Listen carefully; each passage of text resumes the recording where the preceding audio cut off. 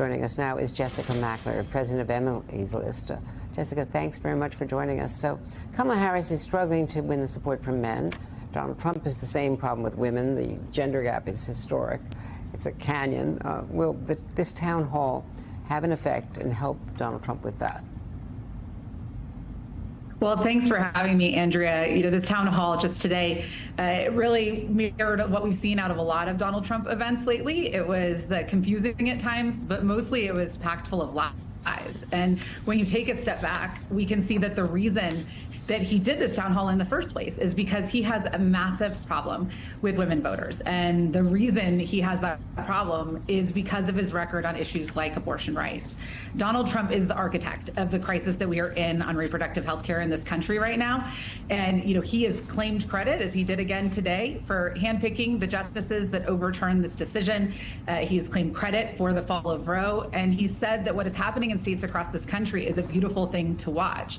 This is not a beautiful thing to watch. Women voters know that. It is a crisis. And Donald Trump is hoping that his confusion and his lies will distract women voters, and we can't let him get away with it. And just moments ago, the vice president reacted to what Donald Trump had to say in the town. I think we have that tape. I found it to be quite bizarre. Actually, he called himself the father of IVF. And if what he meant is taking responsibility, well, then, yeah, he should take responsibility for the fact that 1 in 3 women in America lives in a Trump abortion ban state. And we just heard the former president say that some of those state bans are too tough. So he's trying to have it both ways. What is he trying to say there? Well, Donald Trump is lying, and he's trying to confuse women. He is not the father of IVF in this country, but as the vice president rightly said, he is the father of the crisis that we are living in when it comes to reproductive health care.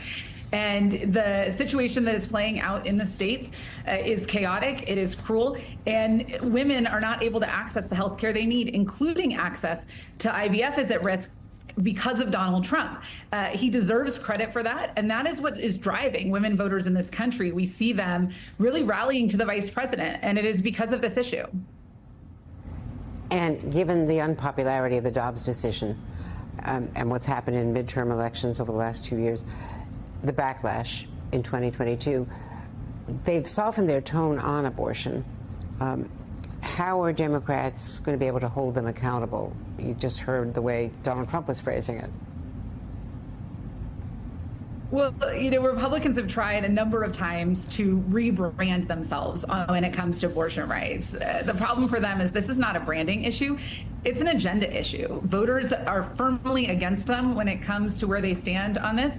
And the truth is that we have their records. And so that's what we really have to lean into. We know that Donald Trump is responsible for this crisis. We know that he is the one responsible for overturning Roe versus Wade. And so we need to put this issue in front of voters. But as you said, when we have framed these elections around the stakes for reproductive freedom in this country, voters are with us. And we are seeing that again in the data. And we're going to see it again in November.